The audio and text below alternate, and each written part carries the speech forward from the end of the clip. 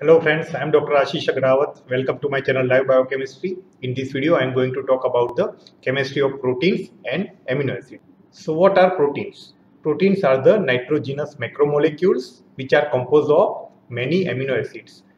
The term protein is derived from the Greek word which is a proteos, which means primary or first. So they are very important. So what is the importance of this protein?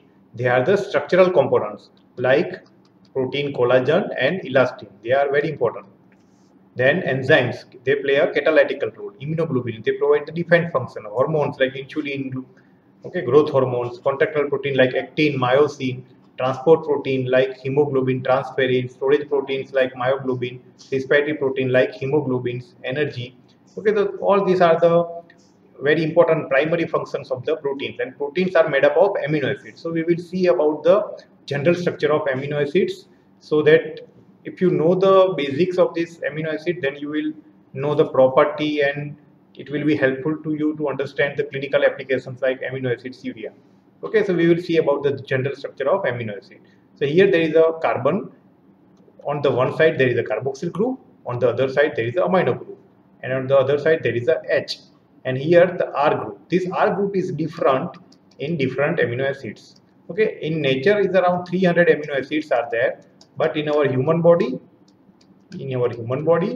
mainly the 20 type of amino acids, and all are mainly of L type. Nowadays 21st amino acid is also found, that is called as a selenocysteine, and 22nd is pyrrolysine, right? So classification of amino acids, so it is based on the structure, then based on the side chain or polarity, then based on the nutrition value, okay, or based on the metabolism, like either they are glucogenic, ketogenic, or both, glucogenic and ketogenic both. In nutrition, they can be either essential amino acids, semi-essential amino acids, or non-essential amino acids. Based on the polarity, they may be either polar or non-polar. Non-polar is hydrophobic, polar means hydrophilic amino acids. Okay, and based on their structure, okay, that we will see. So classification based on the structure is aliphatic amino acid. This aliphatic amino acid is divided into the monoamino monocarboxy. So in monoamino carboxy means there is a one side there is a amino group, one side there is a carboxyl group, one side H. This is common. So in the R group there will not be any amino group or carboxyl group. Okay, that will be your monoamino monocarboxyl acids. So in that, first is subpart is simple amino acid. They are glycine and alanine. Then branch chain amino acid like valine, leucine and isoleucine. Then hydroxy containing amino acid are serine and threonine. Sulfur containing amino acids are cysteine and methionine. And amide containing amino acid are asparagine and glutamine. So this 11, they will be under the monoamino monocarboxy amino acid. So in the R group, there will not be any amino group or carboxyl group. Okay, so that is the first in aliphatic amino acid, that is monoamino monocarboxy acid. Then in the second is monoamino dicarboxy, means suppose this is a common structure. Okay, in the R group there will be carboxylic acid. Okay, so that is the example is aspartic acid and glutamic acid. Then dibasic monocarboxyl means in the R group there will be amino group. The example are lysine, arginine, right? So this is about the aliphatic amino acid. So in aliphatic amino acid, monoamino monocarboxy, right? So we have seen that simple amino acid are glycine and alanine. Then branch chain amino acid are valine, leucine, isoleucine. Hydroxy containing amino acid are serine and threonine. Amide containing amino acid are asparagine and glutamine. Okay, and sulfur containing amino acid are cysteine and methionine. So that was 11 in monoamino monocarboxy amino acid. Then two are monoamino dicarboxy. There are aspartic acid or glutamic acid. They are also called as the negatively charged amino acids. Right? So 13 amino acids are there. Then dibasic monocarboxy amino acid. There are lysine and arginine. They are also called as the positive charged amino acids or basic amino acids. This aspartic acid and glutamic acid, they are called as the acidic amino acid. So in aliphatic amino acid, we have a 15 amino acid. So now which 5 are remaining? So that is another category is aromatic. Previous 15 amino acid, they are in aliphatic. So in aromatic, there is a phenylalanine and tyrosine. So there is a aromatic group is there. Then heterocyclic amino acid are tryptophan and histidine. And then there is a amino acid that is called as the proline. So you can see that this structure is common. Okay, carboxyl group, amino group, and H. Then R group is different. So if there is a simple H, that is called glycine. So in glycine, there is structure is like this. Okay, one side there is a amino group, one side there is a carboxyl group. So it is not, there is no asymmetric carbon. What is asymmetric carbon? Where 4 different groups are attached to the carbon. So in glycine, there is two similar H group is there. So that is optically inactive. Glycine is optically inactive. Right, that is very important. And it is the smallest amino acid. In our group, there is only H. That's why glycine. And it is abbreviated. 1-letter word is G, 3-letter word is GLY. Then if there is a R group instead of H, there is a CH3 that is called as the alanine. So this glycine, alanine, they are the simple amino acid.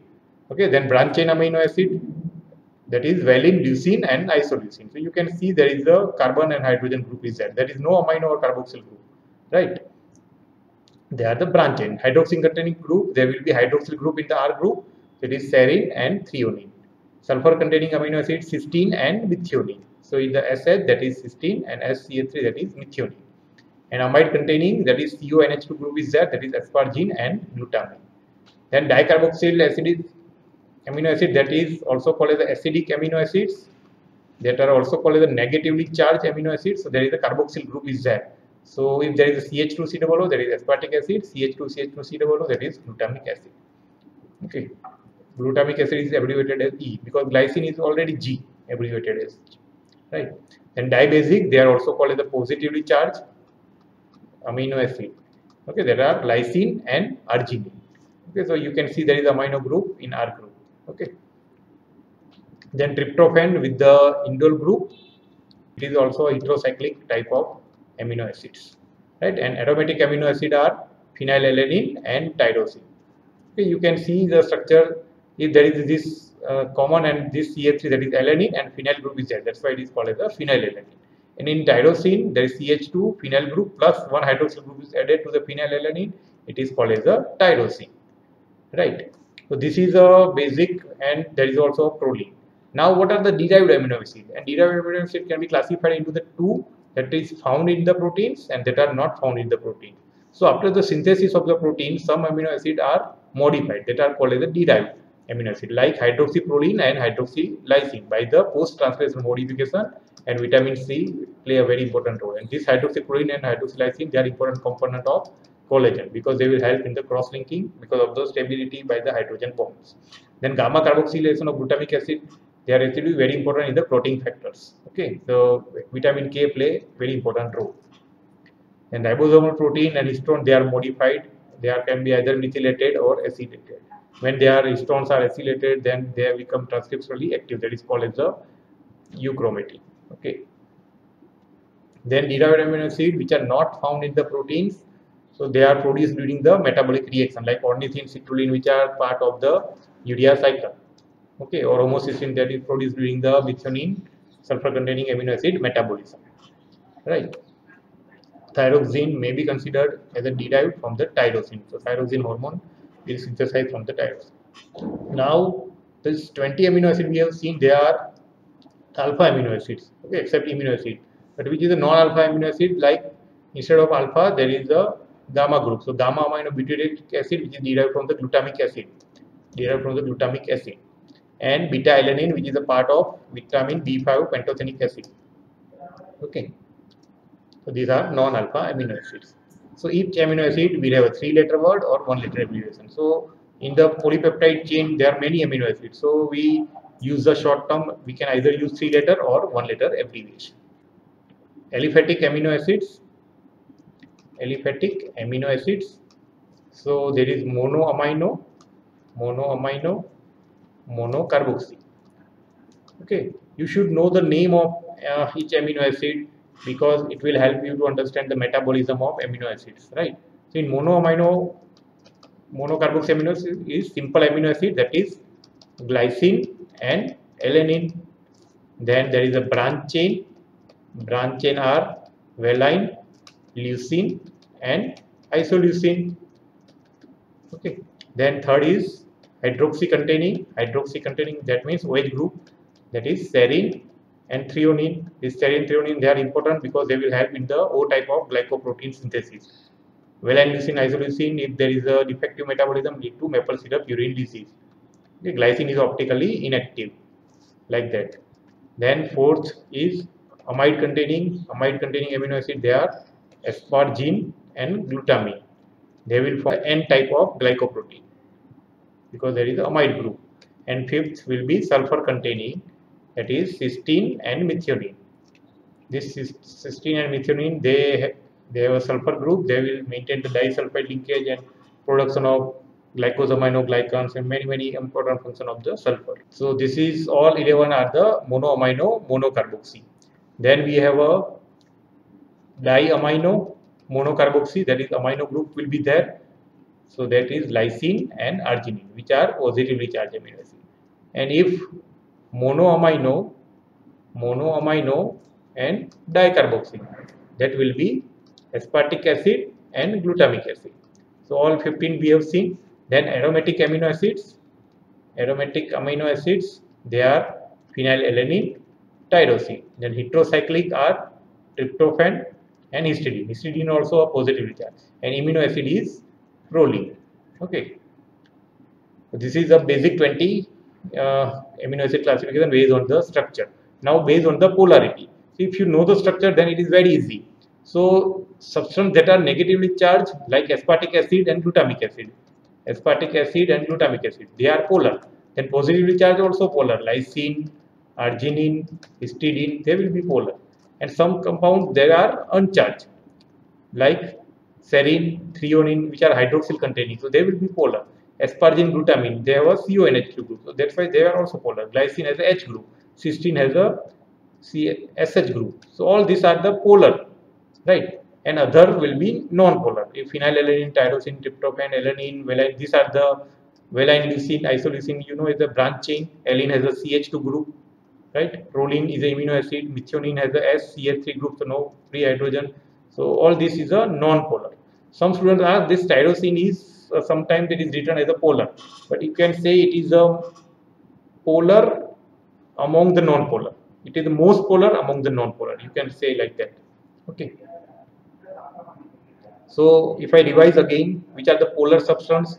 The substances which are negatively charged, like aspartic acid and glutamic acid. Then positively charged amino acid like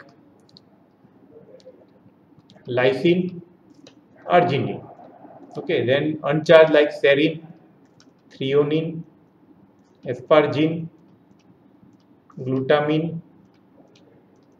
Okay. Cysteine. Okay, glycine. So these are the polar substances. Negative charge, positive all will be. These are the not charge, but polar. Then non-polar will be branch chain amino acid like valine, leucine, isoleucine, right? Methionine, right?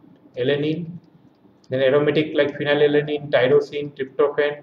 So all will be non-polar amino acid. Easy. Then classification based on the metabolism. So purely ketogenic. If you say purely ketogenic, that will be leucine. Some amount 90% lysine is ketogenic, but 10% also go to the glucogenic. But most ketogenic is leucine. Okay. Some are ketogenic and glucogenic. They are phenylalanine, tyrosine, tryptophan, and isoleucine. So phenylalanine, tyrosine, tryptophan, isoleucine, they are mainly glucogenic, ketogenic. Lysine is 90% is ketogenic, 10% is glucogenic. Okay. In some book it is written that lysine and leucine they are ketogenic, these 4 are glucogenic. Rest or 14 are glucogenic. They are intermediates of the TCA cycle, right? And they may produce the glucose via the gluconeogenesis. Okay, so these 14 are purely glucogenic. You can remember like this: leucine most important ketogenic, then lysine, phenylalanine, tyrosine, tryptophan, and isoleucine are ketogenic, glucogenic. Rest 14 are glucogenic. So we have seen based on the structure. Based on the structure, they are classified based on the polarity.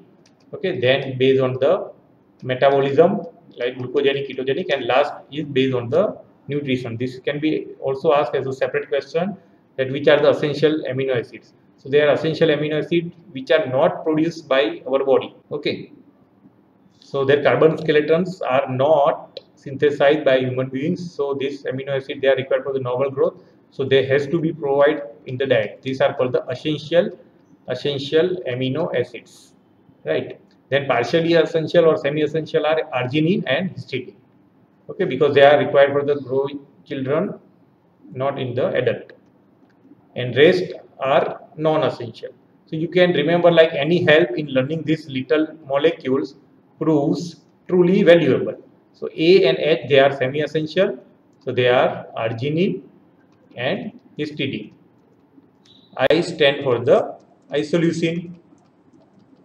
Okay, there is 2L. One is for the lysine, one for the, you can say, like, leucine. So here in T there is three options. T is for the threonine. T is for the tyrosine, or T is for the tryptophan. Okay, so you have to remember that tyrosine is not essential because it is synthesized from the phenylalanine. Okay, so you can write here, like, here it will be essentially threonine, and here you can write as a tryptophan, but not tyrosine. Remember, not tyrosine. M is for the methionine. It has to be provided in the diet. Then P is for the, there are two options. One is phenylalanine, one is proline. So proline is synthesized. Okay, so you have to remember that is P is for the phenylalanine, not for the proline, and V is for the valine, right?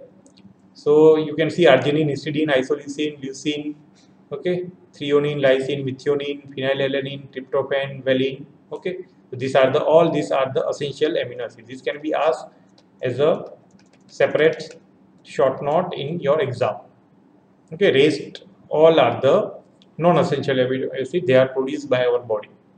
Okay, now new amino acid are 21st selenocysteine, in which is very important for the thioredoxin reductase and glutathione peroxidase enzyme, and deiodinase. Okay, and glycine reductase. These are very important. Glutathione peroxidase, deiodinase. Deiodinase will convert T4 to T3. Glutathione is very important to maintain the RBC integrity, because it will convert H2O2 to H2O. Okay, thioredoxin reductase, glycine reductase. The active center of these enzymes contain the selenocysteine. In selenocysteine, the code is UGA, right? And here, instead of sulfur group of cysteine, there is a selenium group is set. And 22nd is pyrrolysine, which is the code is UAG, which can be a stop codon. Okay, it is coded by a stop codon UAG. Remember, it can be asked in the competitive exam. UGA is for the selenocysteine, and UAG is for the pyrrolysine. Okay, they are seen in the certain methane producing bacteria. So this is all about classification of amino acids. I hope you like this video. If you like this video, please hit the like button, share my video, subscribe to my channel, and press the bell icon so that you can get notification for my future video also. Thank you for watching. Bye.